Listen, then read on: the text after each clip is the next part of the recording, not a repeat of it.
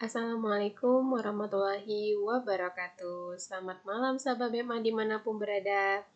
Hari ini BEMA akan menjelaskan tentang macam-macam bukti transaksi. Oke, sebelumnya BEMA mau jelasin kenapa tema yang diambil itu tentang macam-macam bukti transaksi, ya kan?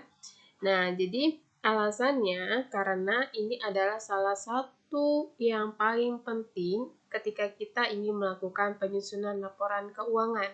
Jadi, dari siklus akuntansi itu kita tahu bersama ya, kita sama-sama tahu tuh, yang pertama sekali tahapannya adalah bukti transaksi.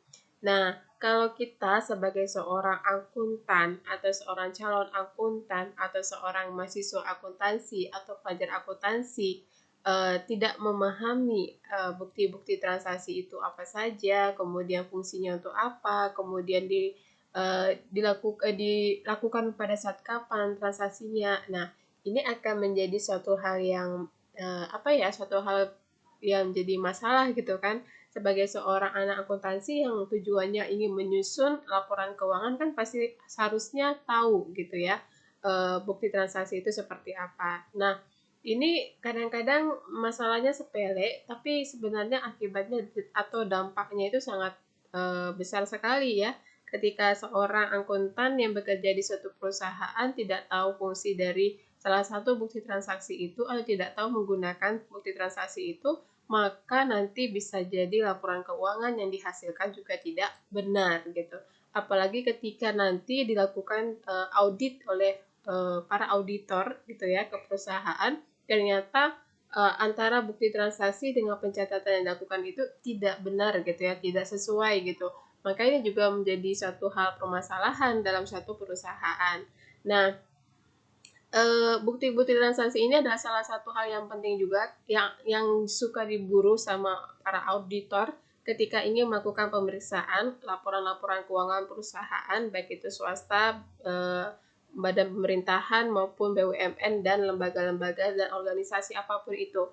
Jadi bukti transaksi ini sangat kuat sekali, makanya ketika kita melakukan transaksi atau kegiatan atau aktivitas yang berkaitan dengan keuangan itu seharusnya dibuat ya atau dicantumkan ke dalam yang namanya bukti transaksi, yaitu bukti secara tertulis, tidak bisa dilakukan secara lisan ya. Jadi secara tertulis, dan bukti transaksi ini nanti harus disimpan dengan sebaik-baiknya, dicatat dengan sebaik-baiknya, kemudian disimpan dengan sebaik-baiknya, dan tidak boleh ada satu bukti transaksi pun yang hilang ataupun yang bukti transaksi yang hilang atau yang rusak dan lain sebagainya. Kenapa? Karena ini nanti sebagai bukti bahwasanya apa yang kita lakukan di dalam atau apa yang kita buat di dalam pencatatan laporan keuangan itu bisa dipertanggungjawabkan. Jadi ketika ada temuan-temuan oleh para auditor, maka kita tinggal menunjukkan saja bukti transaksinya. Nah, jadi ini adalah salah satu ya tahapan yang sangat penting yang perlu diketahui secara dasar oleh seorang akuntan ya sebelum melakukan penyusunan atau pencatatan laporan keuangan. Nah, apa-apa saja macam-macam bukti transaksi yang perlu kita ketahui ya. Jadi ini hanya beberapa saja yang saya sampaikan yang pada umumnya sering kita temukan di dalam perusahaan atau kegiatan aktivitas jual beli barang gitu ya, perusahaan dagang, perusahaan jasa, nah perusahaan manufaktur juga. Nah, tapi ada juga transaksi bukti-bukti transaksi lainnya dalam bentuk lainnya juga sebenarnya, tapi mungkin tidak saya jelaskan di sini ya, tapi bisa sama-sama dipahami gitu ya, walaupun misalnya bentuknya berbeda tapi fungsinya sama, bisa dikaitkan sama gitu ya. Nah, mari kita coba lihat ya, yang pertama itu apa. Nah, di sini yang pertama saya mau menjelaskan tentang bukti transaksi kwitansi. Ya, kwitansi ini pasti kita sama-sama sudah pada tahu ya, sudah sering dengar, bahkan mungkin sudah sering ada juga yang sudah sering menggunakan kwitansi ini dalam aktivitasnya sehari-hari mungkin ya. Kwitansi ini ya, sebelum kita jelaskan, ini ada gambarnya ya, menjelaskan gambarnya, kita harus pahami dulu apa itu kwitansi gitu kan. Kita kadang-kadang tahu nih kwitansi, sering dengar kata-kata kwitansi, tapi kita nggak paham sebenarnya kwitansi itu apa gitu kan. Nah, kwitansi itu adalah tanda bukti bahwasanya terjadi suatu pembayaran yang mana nanti ditandatangani oleh pihak penerima uang. Jadi ini adalah salah satu bukti tanda pembayaran yang ditandatangani oleh pihak penerima uang.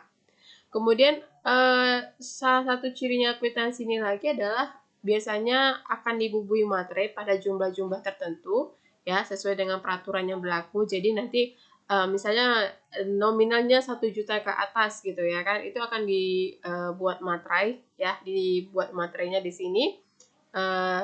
Ya tergantung ya, sesuai dengan peraturan yang berlaku lah gitu. Nah, kemudian apalagi yang perlu kita ketahui tentang kwitansi? Nah, kwitansi ini nanti akan terdiri dari dua ya, dua bagian gitu ya. Yang mana lembar asli ya, yang ini lembar asli ini akan diserahkan kepada pihak yang membayar. Sedangkan yang ini sebelah kiri ini ya, ini tembusan atau bagian potongan atau sus disimpan oleh pihak penerima. Nah, ini akan diberikan kepada orang yang membayar, sedangkan yang ini kepada orang yang menerima uang. Oke? Nah, bentuk kwitansi ini sebenarnya tidak seperti ini saja. Ya, kalau kita lihat di fotokopi, biasanya ada jual tuh ya per blok ya kwitansi. Itu memang dia bentuknya seperti ini. Ini akan ada pemisahnya, yang di sebelah kiri ini adalah sus namanya atau potongan. Ini akan tinggal di perusahaan ya sebagai bukti bahwasanya ada penerimaan uang gitu ya. Nah, sedangkan yang ini adalah bukti yang akan kita berikan kepada si pembayar. Ya, kepada orang yang membayarkan kepada kita uangnya gitu. Nah, ada juga bentuk kwitansi itu dia tidak pakai sus, tapi dia pakai kopian. Dalam arti kata dia ada misalnya dia ada rangkap dua gitu ya, rangkap dua, yang atas yang lembar pertama itu warna putih, itu nanti yang asli akan diberikan kepada pihak yang membayar, kemudian nanti yang bawah misalnya ya kan warna merah mungkin, itu kopiannya akan diberikan atau disimpan kepada pihak penerima. Nah, atau kepada pihak perusahaan misalnya gitu. Jadi tergantung ya itunya penerimanya siapa gitu ya kan. Oke. Jadi macam-macam bentuknya. Yang pastinya itu apa ya? Kebijakan masing-masing perusahaan ya. Boleh bentuknya seperti ini, boleh ya tadi seperti yang saya katakan ada kopiannya gitu. Misalnya dia rangkap dua atau dia punya rangkap tiga gitu kan, mungkin satu untuk penerima ya, pihak yang membayar, satunya lagi untuk pihak penerima, satunya lagi mungkin disimpan sama satu kasir, satu bagi bagian mungkin bagian manajemen ya, manajemen keuangannya dan sebagainya. Boleh, terserah ya. Itu semua terserah dari kebijakan perusahaan masing-masing, tapi biasanya ya kita temukan itu yang seperti ini, ada sama yang kopian dua rangkap. Nah, itu dia rangkap dua gitu ya. Oke, jadi kita coba lihat contohnya ini kwitansi. Jadi di kwitansi itu harus ada ya nama ya, nama atau perusahaan, nama orang atau nama perusahaan, pihak yang memberikan uang. Siapa? Nah, siapa orangnya? Kemudian di sini berapa jumlah uang yang diserahkan secara terbilang. Ya, ada juga secara ini angka ya, nominal yang angka yang ambil uang. Yang di sini secara terbilang, di sini pakai angka. Kemudian dijelaskan tujuan pembayarannya untuk apa. Nah, ada penjelasannya di sini. Jadi nanti ketika bagian akuntansi ingin melakukan penyusunan ya, atau dia melakukan penyusunan laporan keuangan, tahu oh ini pembayaran untuk atas pembelian ini kah, atau pembayaran untuk atas ini kah, itu kah, apakah. Nah, itu harus dijelaskan sedetail-detailnya di keterangan ini. Jadi nanti ketika ingin melakukan pencatatan sudah tahu, oh ini masuknya nanti ke sini gitu ya. Kemudian apa lagi? ada nomor kwitansi. Nah, ini juga harus diketahui. Nomor kwitansi ini harus dibuat secara berurutan. Tidak boleh nanti habis kemarin tanggal 1 misalnya dikeluarkan 004. Terus tiba-tiba sekarang tanggal 2 kita gunakan yang 006. Nggak bisa. Kita harus pergunakan yang 005. Nah, kalau misalnya ternyata yang kwitansi nomor 005 ini rusak, salah, dan tidak bisa mungkin dipergunakan, takut nanti jadinya dianggap tidak layak ya, tidak tidak resmi gitu ya, karena mungkin ada salah-salah yang banyak kesalahan pencatatannya, maka bisa ini ditandai sebagai silang, kemudian tidak dipergunakan, tapi tetap ditempelkan atau disimpan dalam file file berkas-berkasnya gitu. Jadi sebagai pertinggal tuh kita tetap lampirkan di file kita gitu kan. Nah, ketika nanti ada pertanyaan dia terkait dengan misalnya katakan kenapa di pencatatan laporan keuangan itu tidak ada nomor kwitansi 005. Nah, kita bisa katakan secara lisan dahulu bahwasanya di itu kwitansi itu mengalami kerusakan jadi tidak dipergunakan, tapi dipergunakan nomor 006. Nah, ketika nanti pihak auditornya meminta buktinya, maka kita bisa langsung ambil di file dan kita serahkan kepada mereka dan kita dan tunjukkan bahwasanya benar, bahwasanya itu bukan adanya manipulasi data gitu ya atau manipulasi berkas gitu. Ada yang dihilangkan bukan, tapi memang itu mengalami kerusakan gitu kan. Jadi makanya kita melompatkan nomor kwitansinya. Nah, tetap walaupun itu misalnya salah cetak ataupun salah pencatatan dan sebagainya, tetap kita harus simpan dan kita lampirkan di file kita dan kita urutkan sesuai dengan urutannya sehingga nanti ketika ada pemeriksaan itu gampang diceknya. Nah, itu seorang anak akuntansi harus benar-benar yang namanya bukti transaksi ini dijaga benar gitu ya kan, karena ini adalah satu-satunya memang benar-benar di sinilah tombak kita itu untuk membuktikan segala hal atau ya segala aktivitas yang berkaitan dengan keuangan di satu perusahaan ataupun kegiatan apapun itu. Jadi ini harus benar-benar disimpan dengan baik-baik ya sebagai bukti pertanggungjawaban kita lah gitu. Nah, kalau sudah nomor kwitansi, kemudian kita lihat tanggalnya ya, kapan dilakukan transaksinya. Harus pada tanggal kejadian, jangan tanggalnya padahal ini dikeluarkan misalnya diterima uangnya tanggal 8 gitu. Tapi kita buatnya tanggal 5 gitu kan. Jangan, atau sebenarnya tanggal 2 tapi kita bikin tanggalnya tanggal 5 gitu. Nggak boleh. Jadi harus kapan kita terima uang itu, disitulah kita buat tanggalnya. Jadi harus benar-benar melakukannya itu pencatatan di transaksi itu harus benar-benar yang benar gitu, jangan yang asal-asalan atau yang bohong-bohongan gitu. Kemudian apalagi di sini juga ada nama dan tanda tangan penerima uang. Ya, di sini nanti yang yang melakukan penandatanganan maksudnya itu adalah nama dan tanda tangan si penerima uang. Jadi si penerima uang ya.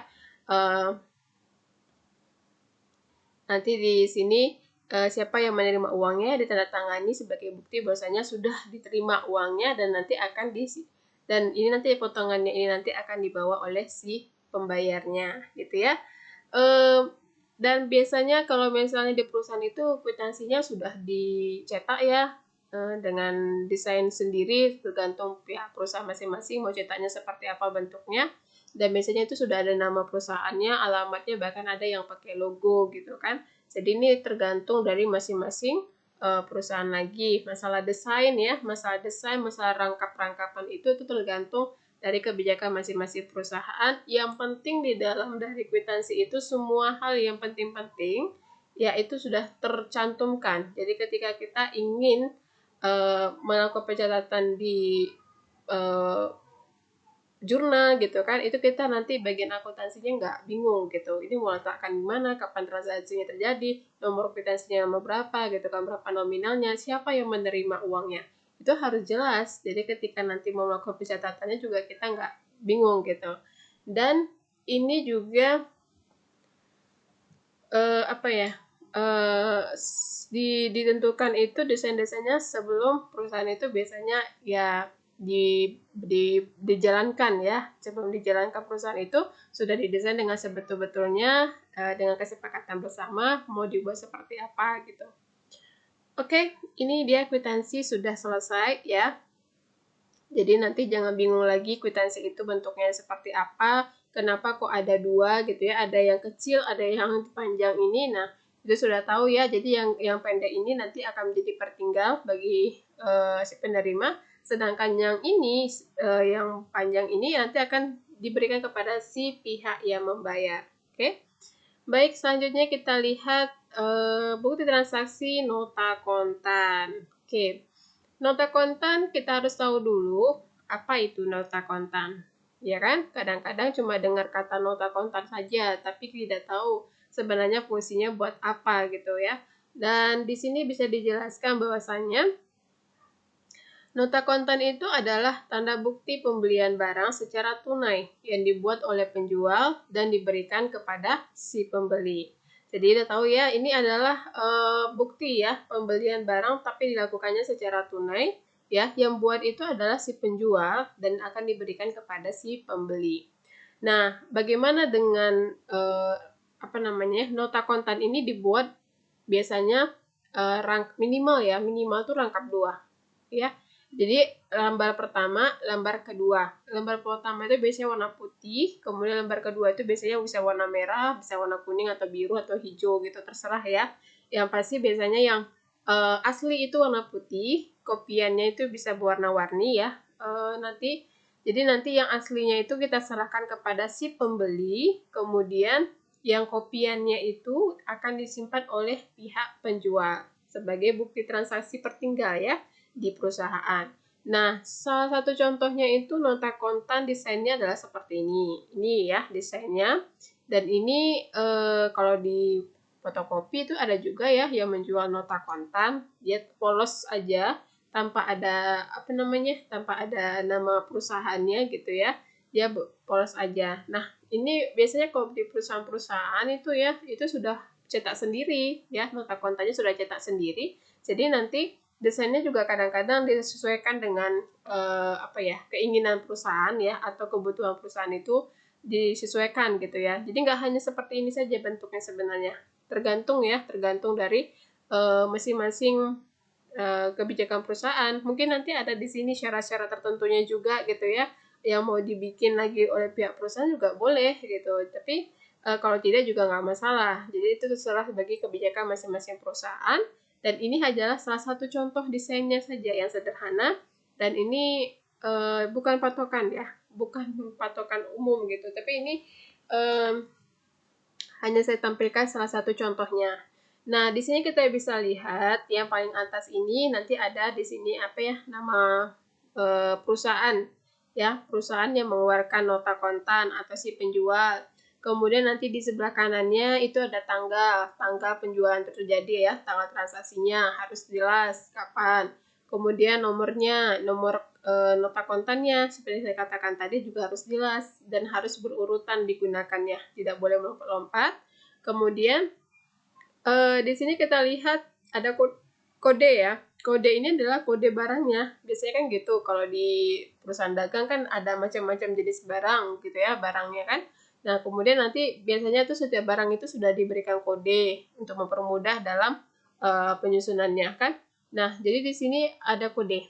Nah, kalau kita lihat di sini ya, kalau nama barangnya di sini ada, ya ini nama barang ya atau jenis barang, itu jarum kodenya 014. Nah, nanti ada kolom juga berapa banyak yang dipesan gitu ya kan, atau yang dibeli gitu ya. Nah, kalau kita lihat di sini ada banyaknya. Nah, kalau kita lihat jarum itu dibeli ternyata 2 dos. Berapa harga satuan atau harga satu dosnya? Jadi harganya itu 120.000. Kita bikin di kolomnya sini. Harga satuannya kita harus bikin juga biar jelas, detail gitu ya. Oh, harga satuannya 120.000, kemudian banyak yang dipesan itu ada 2 dos, berarti kalau kita kalikan maka nanti jumlah yang dibayarkan untuk membeli jarum ini adalah sebanyak Rp240.000. Begitu seterusnya. Kalau yang dibeli itu ada 5 jenis, maka sebutkan satu-satu secara terpisah. Nah, kalau misalnya nanti ternyata lebih dari 5 jenis gitu ya, berarti nanti kita menggunakan nota kontan yang kedua, lembar yang kedua. Ya, kalau misalnya tidak muat di sini, berarti kita pakai nota kontan yang berikutnya. Ya, yang pastinya itu setiap barang itu harus dijelaskan, ditulis dan itu dipisah-pisah. Kalau memang sudah dikodekan tuh ya, dipisah-pisah. Kemudian jumlahnya juga harus disesuai. Kalau memang dibelinya 5, ya harus kita bikin 5. Nah, kalikanlah dengan harga satuannya dan berapa jumlahnya, maka kita akan buat di sini. Oke. Nah, setelah nanti semuanya sudah kita jumlahkan, ternyata kita jumlahkan juga lagi total yang harus dibayarkan. Dan ini yang nanti akan dibayarkan oleh si pembelinya. Ya, jadi sudah cukup jelas di sini. Jadi nanti ini juga sangat mempermudah bagi bagian bidang akuntansinya ya, bagi pencatatannya. Dan di sini jangan lupa, yang pastinya setiap ada transaksi itu harus ditandatangani. Nah, di sini yang menandatangani itu adalah si penjual atau bagian kasir.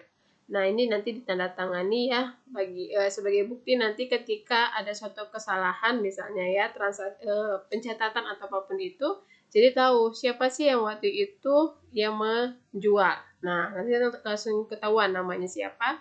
Nah, berarti katakan misalnya si Ahmadi.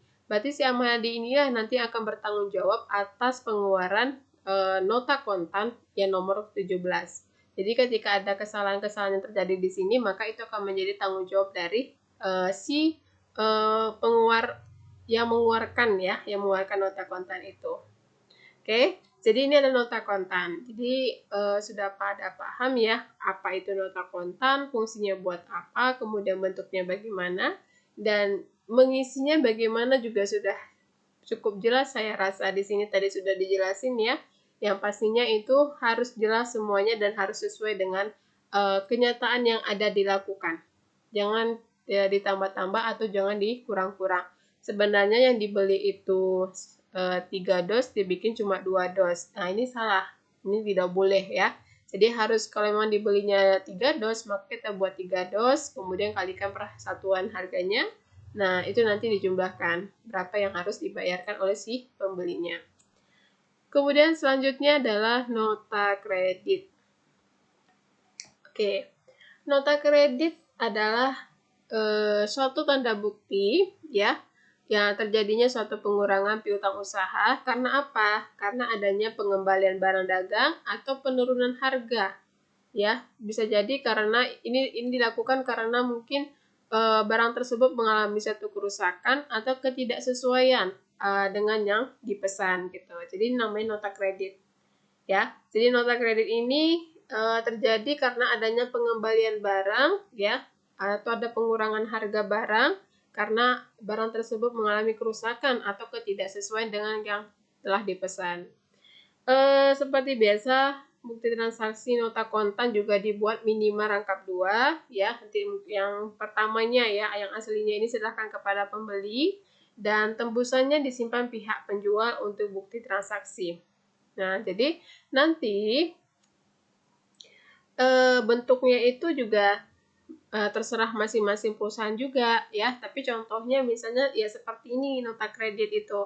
Jadi kalau kita lihat di fotokopi juga ada yang menjual per blok ya. Per blok itu nota kredit. Nah, itu dia polos aja biasa tanpa ada seperti ini kan ada nama perusahaannya sudah.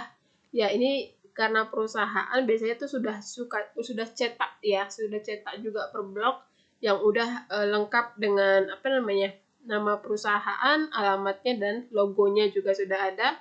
Dan bahkan itu per blok itu juga sudah ada nomor nota kreditnya gitu. Sudah berurutan. Jadi ketika ada terjadi transaksi yang berkaitan nota kredit, maka nanti sudah bisa sudah bisa tinggal nggak usah perlu dibuat lagi nomornya lagi. Sekarang sudah tercantum langsung udah di dalam nota kredit dalam blok nota kredit tersebut. Dan kemudian apalagi di sini kita lihat adalah adanya nama dan alamat pembeli. Ya, di sini ada nama dan alamat pembeli. Ya, siapa pembeli dan di mana alamatnya juga ada di sini. Kemudian berapa jumlah barang yang dikembalikan. Nah, gitu jumlahnya kita letakkan di sini. Kemudian keterangannya dijelaskan. Kenapa dikembalikan? Apa yang dikembalikan? Oh, ternyata yang dikembalikan itu adalah mesin jahit. Nah, kenapa dikembalikan? Karena rusak. Nah, berarti kita jelaskan di sini. Keterangannya kita buat mesin jahit Singer karena rusak, maka dikembalikan. Kemudian harganya berapa? Harga per unitnya 300.000. Berarti kita kalikan 1 unit, maka cuma berarti yang kita kurangkan piutangnya adalah sebesar Rp300.000, ya. Jadi harus jelas berapa kuantitas jumlah barang yang dibalikkan, kemudian jelas juga jenis barang atau keterangannya kenapa dikembalikan, kemudian harga per unitnya juga harus jelas disampaikan, kemudian jumlahnya juga harus, ya, jumlah harganya juga harus disampaikan dengan jelas. Kemudian tanggal transaksinya juga harus dijelaskan kapan terjadinya, kemudian nanti ditandatangani bagian misalnya bagian penjual atau bagian kasirnya. Oke, jadi ini adalah salah satu contoh bentuk desain nota kredit, dan ini tidak seperti ini, tidak wajib seperti ini, ya, tergantung lagi dari pihak perusahaannya masing-masing kebijakannya, ya. Mau nanti di sini juga ditambah lagi yang menandatanganinya juga boleh, misalnya mau ditandatangani oleh 3 orang misalnya, boleh, silakan. Mau lebih dari 1 orang menandatangani juga boleh, atau mungkin nanti di sini mau dibikin bentuknya apa gitu, terserah. Yang penting data-data yang memang perlu atau penting yang berkaitan dengan pencatatan laporan keuangan itu sudah tercantum di dalam bukti transaksi ini. Sehingga nanti dalam pencatatannya tidak sulit lagi bagi bagian akuntansi itu melakukannya. Oke, berikutnya apa? Berikutnya adalah nota debit. Oke, nah ini adalah nota debit. Nah, nota debit itu adalah tanda bukti terjadinya pengurangan utang usaha. Karena apa? Karena adanya pengembalian barang juga atau penurunan harga yang dibuat oleh pihak pembeli. Kemudian ini kenapa dilakukan pengembalian barang? Ya, bisa jadi karena barangnya itu mengalami kerusakan atau ketidaksesuaian dengan yang dipesan. Ya, bisa jadi waktu perjalanan dari gudangnya si penjual sampai ke si pembeli itu ternyata mengalami perjalanan itu mengalami kerusakan sampai di gudang si pembeli. Nah, ini mungkin karena ketahuan rusak maka dikembalikan lagi, dan ini akan bisa mengurangi utangnya. Oke? Kemudian apalagi yang perlu kita ketahui, nota kontan ini dibuat minimal rangkap 2. Jadi seperti yang lainnya juga minimal rangkap 2. Kalau mau bikin rangkap 5 silahkan. Mungkin mau dikasih ke berbagai bidang-bidang, ya. Ada bagian kasir, mungkin ada bagian keuangan, ada bagian akuntansinya, ada bagian bagian gudang gitu, ya. Nah, terserah. Yang pasti nanti yang aslinya ini dikirimkan kepada pihak, ya, dikirimkan pembeli kepada pihak penjual, ya, bersama dengan barang yang dikembalikan. Nah, jadi nanti bukan hanya barangnya saja yang harus dikembalikan, tapi harus dibuat juga buktinya gitu ya, seperti ini nota debit. Kita lampirkan juga bukti nota debitnya beserta dengan barang yang akan dikembalikan. Tidak boleh hanya dikembalikan begitu saja. Ini barangnya rusak, jadi kami kembalikan. Hanya secara lisan tidak boleh. Jadi dalam akuntansi itu harus dilakukan pencatatannya itu dengan bukti transaksi kembali. Jadi ketika apapun yang terjadi, mau itu ada kesalahan pencatatan dalam bukti transaksi atau ada barang yang tidak sesuai, itu harus dibuatkan lagi bukti transaksinya. Jadi segala sesuatunya itu harus secara tertulis, ya. Misalnya ada kesalahan harga, maka itu harus secara tertulis dikatakan ada kesalahan harga. Tidak bisa cuma, oh ya kemarin itu salah harga, jadinya kita stipo aja. Nggak boleh sembarangan. Distipo-stipo tidak boleh. Jadi harus, karena kalau semakin distipo atau dicoret-coret, diganti angkanya, justru di situ akan menimbulkan satu pertanyaan bagi pihak auditor nantinya. Kenapa ada coretan-coretan di sini, ya? Jadi harus memang benar-benar hati-hati sebagai seorang akuntansi dalam melakukan pencatatannya. Dan jangan biasakan untuk melakukan satu kesalahan dalam pencatatan di sini. Makanya ketika ingin melakukan pencatatan dalam bukti transaksi itu harus benar-benar hati-hati, harus detail gitu ya, harus teliti. Karena ini bukti transaksi kalau misalnya banyak coret-coretannya itu justru akan menimbulkan pertanyaan ada apa gitu ya. Oke. Dan kita coba lihat dulu, di sini kita akan bahas bukti transaksi nota debit. Ya, di sini ada nomor nota debit seperti biasa harus ada nomornya. Ya, nomornya nanti kalau misalnya kayak perusahaan-perusahaan besar itu kan sudah dicetak ya secara per blok itu. Jadi nanti biasanya satu blok itu ada 100 lembar. Nah, 100 lembar itu nanti udah diurutkan nomor-nomor kode-kode nomor debitnya itu ya. Berapa-berapa sampai berapa gitu. Nah, kemudian nanti ini ada juga ya kalau sudah dari dicetak itu biasanya nama, alamat, bahkan logo dari perusahaan yang mengeluarkan nota. Ini nota debit ya. Ini nota debit maksudnya ya. Ada kesalahan nih. Nah, itu harus sudah apa namanya ya? Sudah ada sudah biasanya kalau sudah perusahaan itu sudah dibuat seperti ini ya, sudah dicetak langsung gitu. Nah, kemudian di sini nama dan alamat si penjualnya. Kan nanti kita kan yang buat ini kan si pihak yang buat adalah si pihak pembeli ya. Nanti ini yang buat adalah si pihak si pembeli, kemudian nanti akan dikirim kepada pihak penjual. Jadi di sini adalah apa nama si penjual gitu ya. Kita kembalikan barangnya kepada si penjual, namanya letakkan di sini. Kemudian barang yang dikembalikan itu berapa gitu ya. Yang dikembalikan, yang kita balikkan gitu ya. Ada berapa? Kemudian di sini keterangannya jelaskan kenapa kita mengembalikan barang. Nah, kalau di sini kan tadi kalau neta kredit itu kenapa dikembalikan barang kepada kita kan gitu ya, kenapa barang itu dikembalikan kepada kita. Nah, di sini kan nama pembeli ya, kalau di sini dia sebaliknya penjual. Nah, di sini nah, kenapa dikembalikan barang itu kepada kita? Kenapa barang itu dikembalikan kepada si penjual? Kita jelaskan di sini apa alasannya. Oh, di sini dikarenakan barang warnanya tidak sesuai dengan pesanan, misalnya gitu ya. Di sini keterangannya, maka dikembalikanlah barang tersebut. Nah, harganya berapa per unit? 8.000. Jadi berapa tadi yang dikembalikan? Ada 50 meter misalnya. Ya, ada 50 misalnya gitu. Nah, maka kita kalikan 8.000 dikali 50, maka ternyata jumlah yang kita kurangkan utang kita tadi itu sebesar Rp400.000. Jadi utang kita dari sekian banyak itu kita kurangkan Rp400.000. Nah, kemudian di sini juga harus jangan lupa tempat dan tanggal transaksi itu harus dijelaskan secara detail di sini. Kapan dan di mana terjadinya transaksi tersebut. Dan kemudian di sini ditandatangani ya, pihak pembeli tanda tangani di sini bahwasanya dia mengembalikan barang tersebut ya kepada si penjual.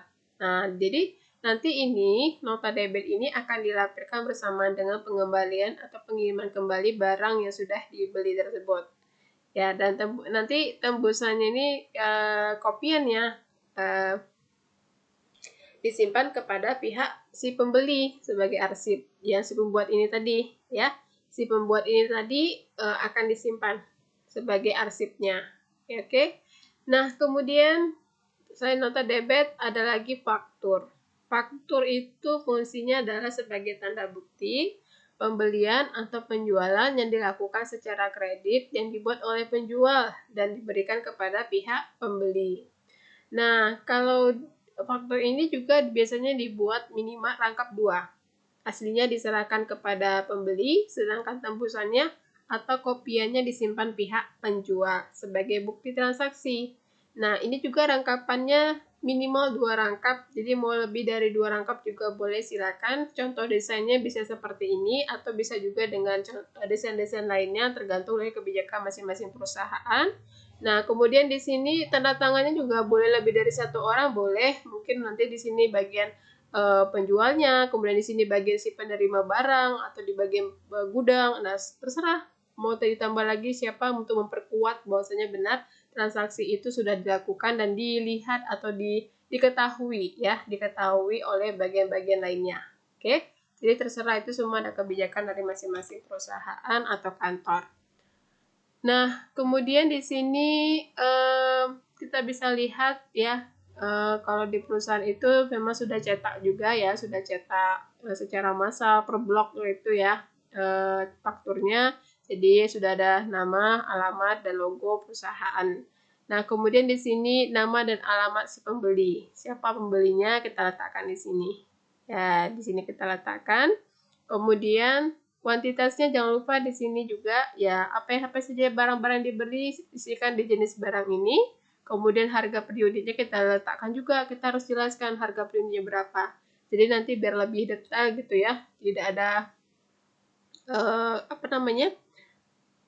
kesalahan-kesalahan apapun itu dan transparan lah ibaratnya ya. Jadi kalau seperti ini kan kita sudah tahu harganya per unit adalah 300.000. Berarti kalau kita belinya 5 buah, berarti harganya yang perlu dibayar adalah 1.500.000 misalnya.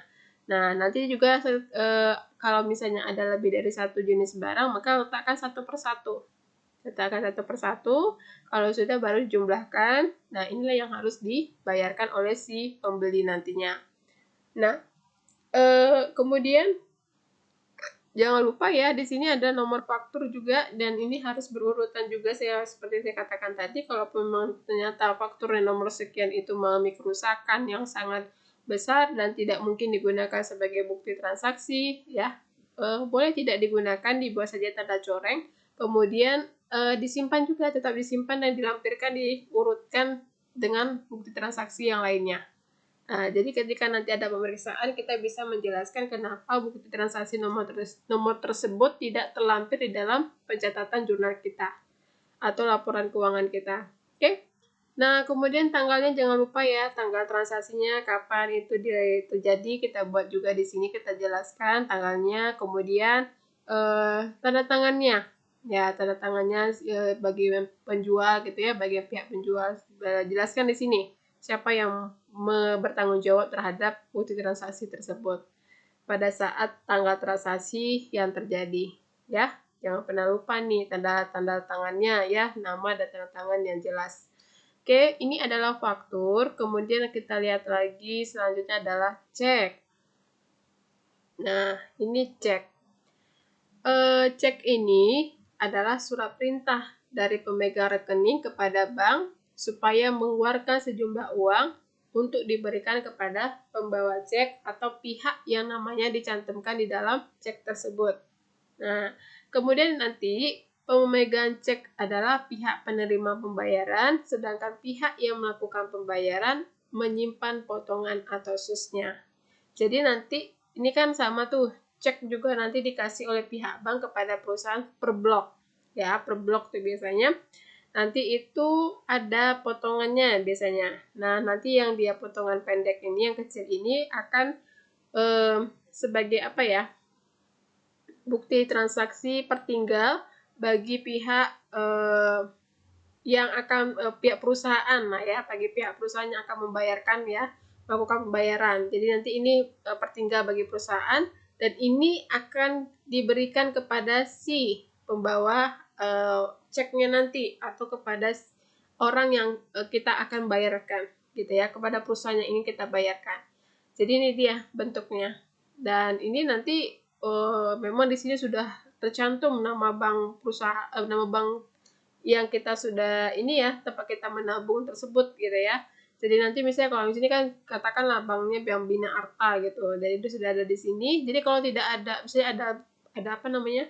Ada cek tapi tidak ada sama sekali nanti ininya apa namanya? Nama bank gitu ya. Hati-hati, berarti itu ceknya tidak berlaku gitu. Jadi harus betul-betul dilihat ya. Kemudian nanti jangan sampai dipalsukan juga ceknya gitu. Cek itu juga biasanya sudah berurutan nomornya, ya, berurutan. Jadi nanti kalau mengeluarkan cek itu juga harus berurutan. Kalau memang sudah fatal sekali, itu memang mengisi cek itu juga harus hati-hati. Hati-hati, teliti, dan detail. Mulai nama perusahaannya, nominalnya, dan sebagainya itu harus benar-benar detail gitu ya. Karena apa? Karena ini kalau kita melakukan kesalahan sedikit aja itu sangat fatal sekali ya, nanti takutnya pihak bank juga tidak mau menerima, apalagi kalau misalnya nanti kita ada kesalahan catat misalnya angkanya gitu ya, seharusnya 1.400.000 kita keluarkan, terus tiba-tiba kita bikin tambahnya jadi 1.400.000, kita mau hapus gitu, itu juga nggak bisa sembarangan, nanti perusahaan akan minta ganti, biasanya gitu ya, minta ganti atau minta ditandatangani dulu sebagai bukti bahwasanya ini ada kesalahan. Dan kalaupun mau dicoret itu jangan coretnya secara berulang-ulang, bisa jadi coretnya cuma sekali atau 2 kali, menandakan itu batal. Ya, jadi hati-hati dalam melakukan pencatatan dan bukti transaksi itu. Jadi nanti ini kalau misalnya memang cek itu betul-betul sudah fatal sekali, rusaknya sangat berat, itu berarti kita tidak layak lagi menggunakannya, silakan tidak digunakan, tapi buat tandanya apa alasannya, itu dilampirkan kembali lah, maksudnya dilampirkan kembali di file kita, bahwasanya cek nomor sekian itu tidak dipergunakan karena mengalami kerusakan dan sebagainya, ya.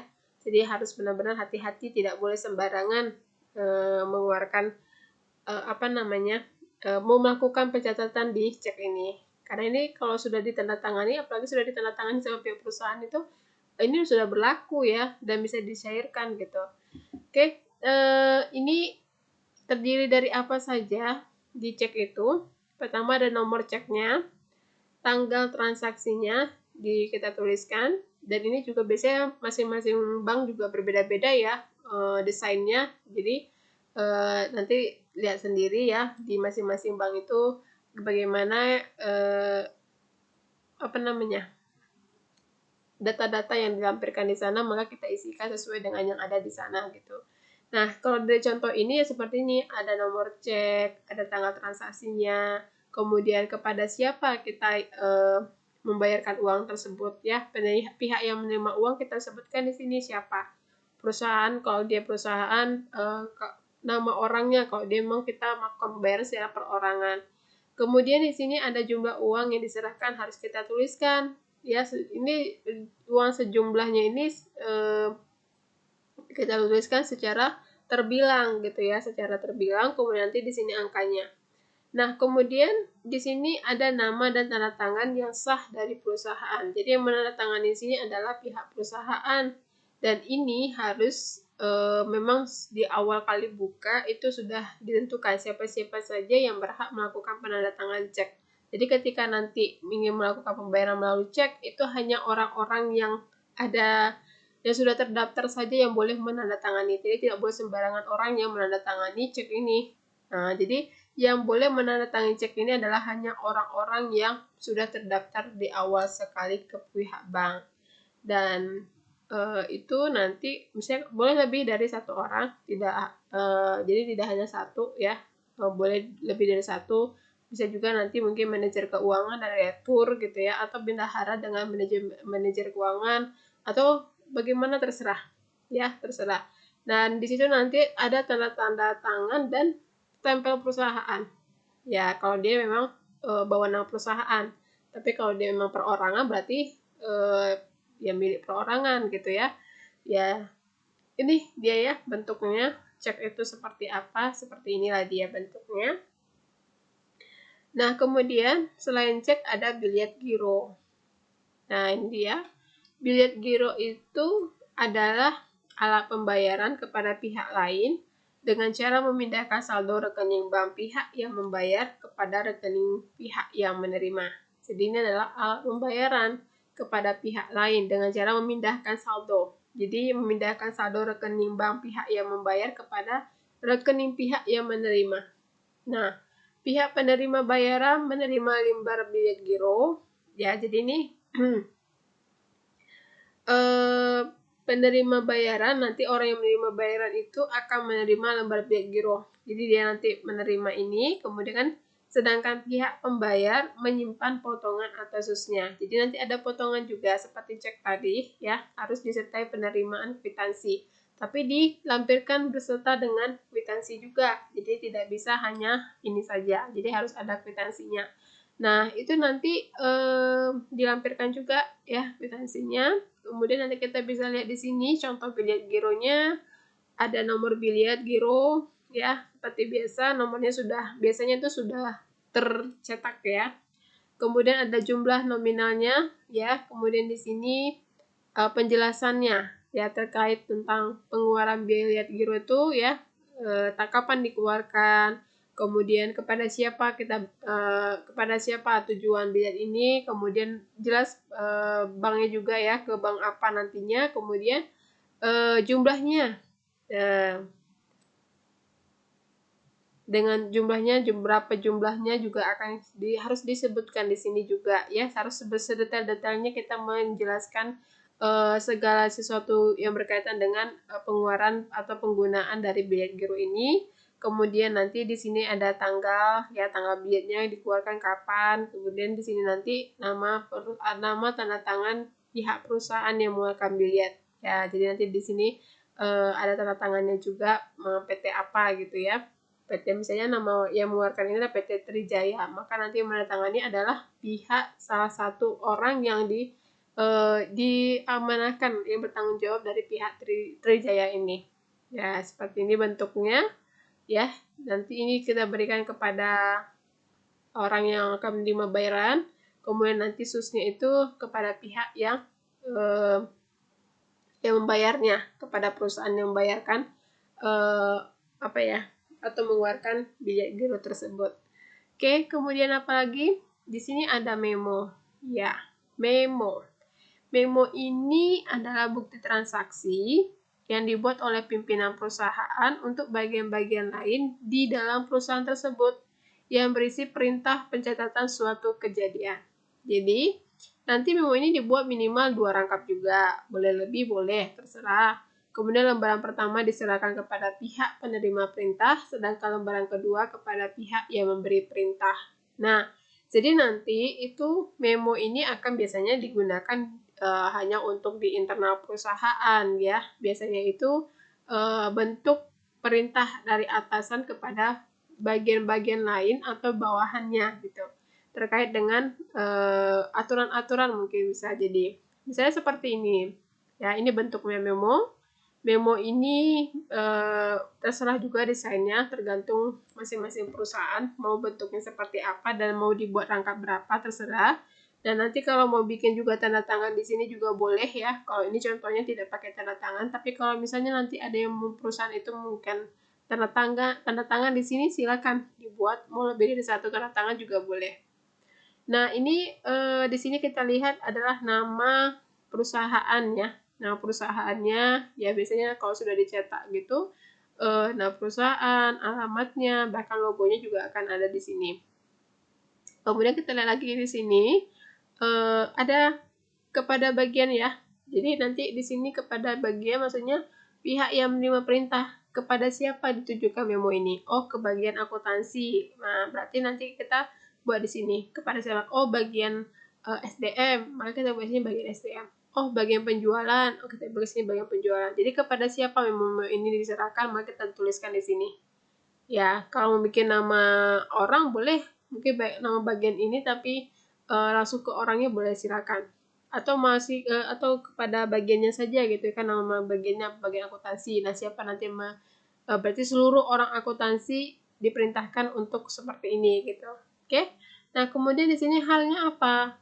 Kenapa terkait tentang apa memo ini dibuat? Oh, tentang penyusutan ya.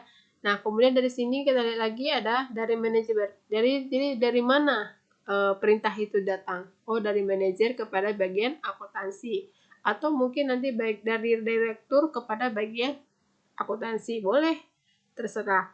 Nah, kemudian tergantung dari perintahnya ya, perintahnya apa gitu. Ini tanggal kapan transaksi terjadi ya, perintah itu kapan dikeluarkan gitu ya, memo ini kapan dikeluarkan kita letakkan di sini tanggalnya, tahunnya dan bulannya harus jelas. Kemudian di sini tadi kan halnya penyusutan.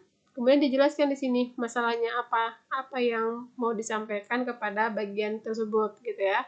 Nah, di sini ternyata dari memo ini diminta ya, manajer meminta bagian akuntansi untuk melakukan penyusutan gedung itu 5% dari harga perolehan, kemudian peralatan kantor 10% dari harga perolehan. Ini contohnya.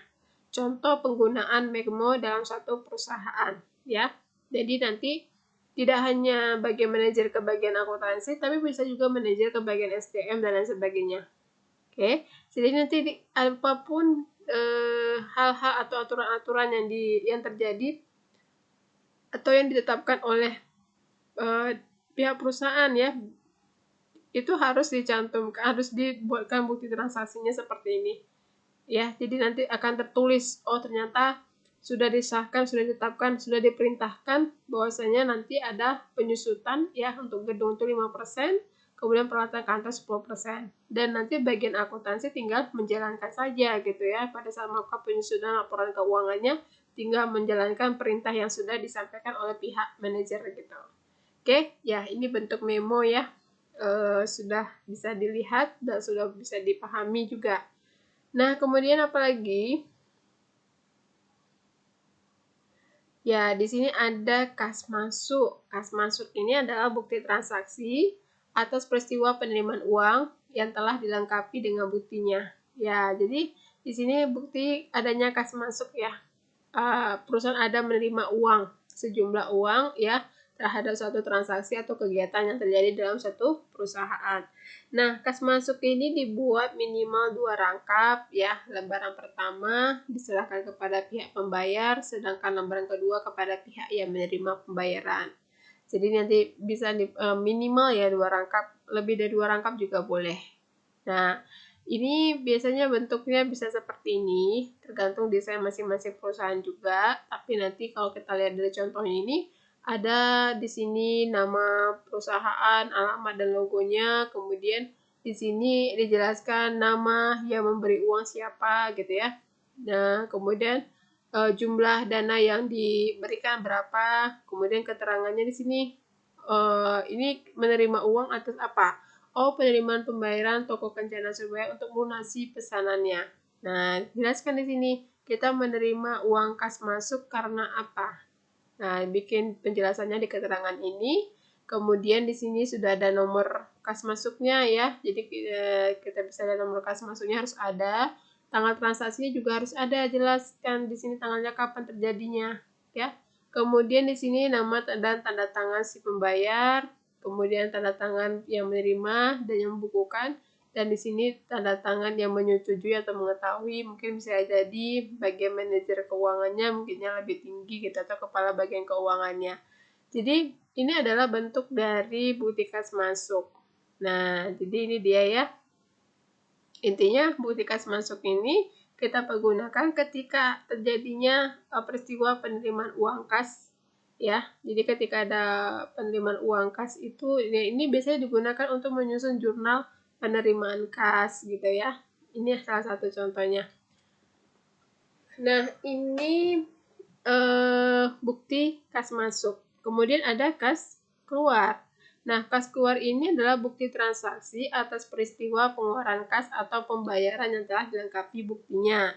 Nah, ini biasanya digunakan untuk membeli perlengkapan atau kebutuhan kantor misalnya, yang sifatnya ya pengeluarannya tidak terlalu besar-besar juga gitu. Dan ini yang dibeli misalnya suatu perlengkapan yang tidak diperjualbelikan kembali. Jadi kita buat dia dalam bentuk bukti kas keluar sebagai tanda bukti bahwasanya telah melakukan pembelian satu pembelian gitu ya. Atau misalnya pembelian hal-hal yang kecil-kecil gitu ya.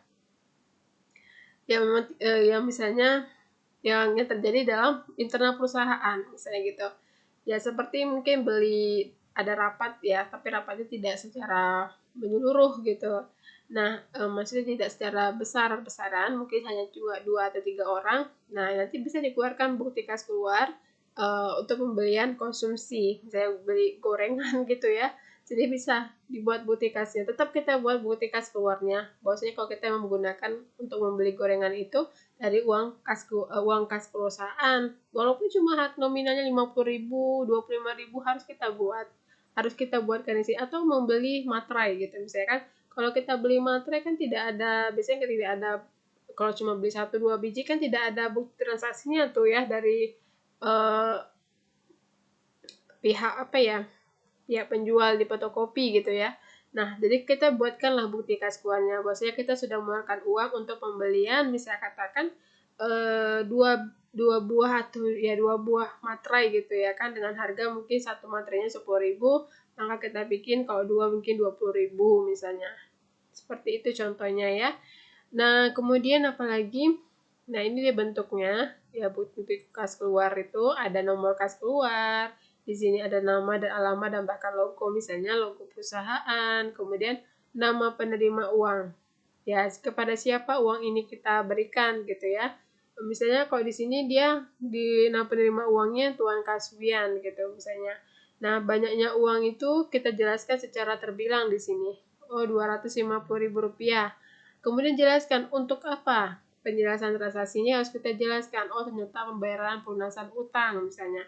Nah, kemudian tanggalnya kapan kita keluarkan atau kita gunakan bukti kas keluar ini. Kita buat di sini tanggal 8 Oktober 2000. Nah, siapakah yang mengeluarkan? Nah, kita bikin di sini nama lengkap siapa yang mengeluarkan uang kas tersebut dan sertakan tanda tangannya. Nah, ketika nanti ada pemeriksaan, maka kita tahu, oh ternyata waktu itu yang mengeluarkan adalah atas nama Nur Aini misalnya gitu ya. Berarti nanti ketika ada permasalahan dalam bukti transaksi ini, maka itu akan menjadi tanggung jawab dari Nur Aini tersebut. Oke, nah ini adalah bukti kas keluar. Oke, jadi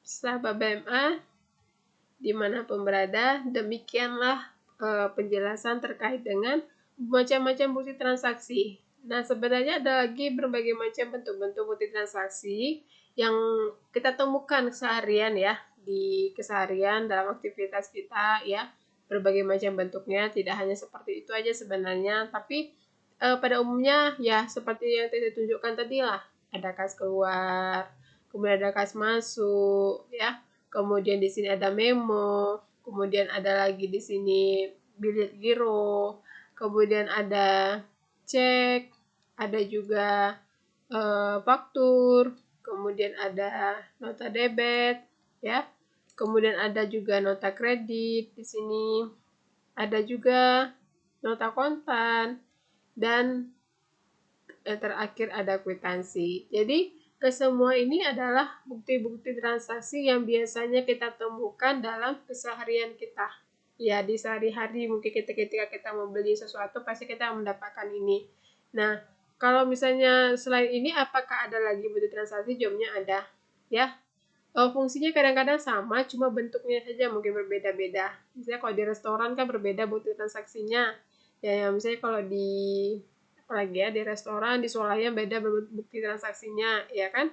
Ketika dia menjual kepada kita barang-barang yang ada di sana, maka dia buktinya tidak seperti nota kontan dan sebagainya, tapi seperti struk gitu ya. Itu juga bukti transaksi termasuk ya. Nah, jadi bentuk-bentuknya beraneka ragam, tapi fungsinya sudah ditentukan. Kapan digunakan untuk ini, kapan digunakan untuk itu, kapan digunakan pada saat menjual secara tunai, kapan menjual secara kredit, dan lain sebagainya, itu harus kita pahami. Nah, tadi kita sudah coba bersama-sama membahas satu persatu macam-macam bukti transaksi yang biasanya akan digunakan di dalam perusahaan atau satu kantor, dan saya berharap nantinya sahabat BMA itu tidak lagi bingung ketika ingin melakukan atau melakukan atau membaca ya bukti transaksi tersebut. Nah, kalau mungkin di sekolah atau di kuliah kita itu kan soal transaksinya sudah dalam bentuk soal gitu kan. Tapi kalau nanti di dalam lapangan kerja tidak berbentuk soal, tapi berbentuk seperti ini.